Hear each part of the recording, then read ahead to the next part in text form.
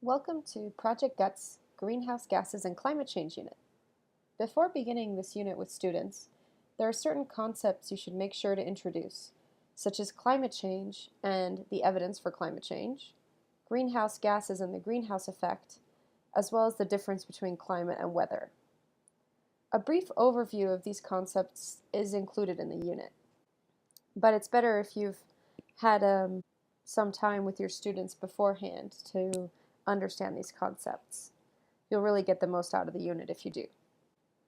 The Environmental Protection Agency website has many resources to help people of all ages understand what the greenhouse effect and climate change are. You should plan on watching this video with your students when you start this unit.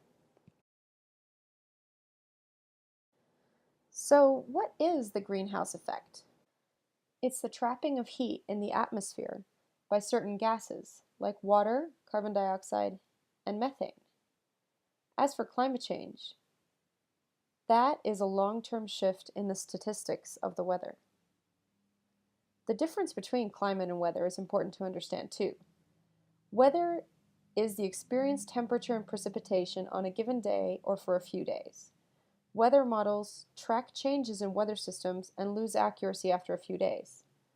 Climate deals with change over decades or even 100 years into the future.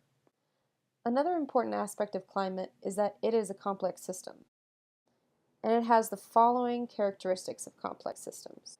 The behavior of the complex system, seen as a whole, can't be explained directly from an understanding of how the individual parts of the system work.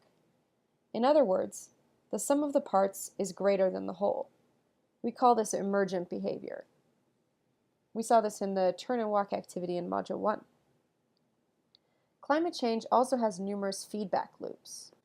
Feedback is a circular process in which a system's output is returned or fed back into the system as input.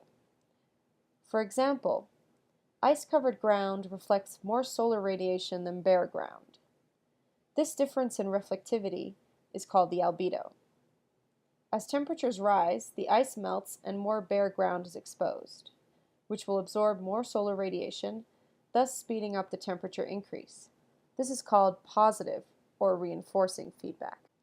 There are also nonlinear characteristics like evaporation and condensation, chaotic dynamics in which small changes in initial conditions lead to large differences in outcomes, and there is distal causality. In other words, chain reactions can trigger events far away from an action's starting point.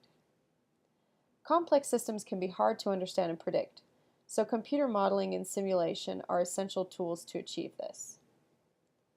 The evidence for current climate change is plentiful. Have a look at resources on the EPA and IPCC websites for more information.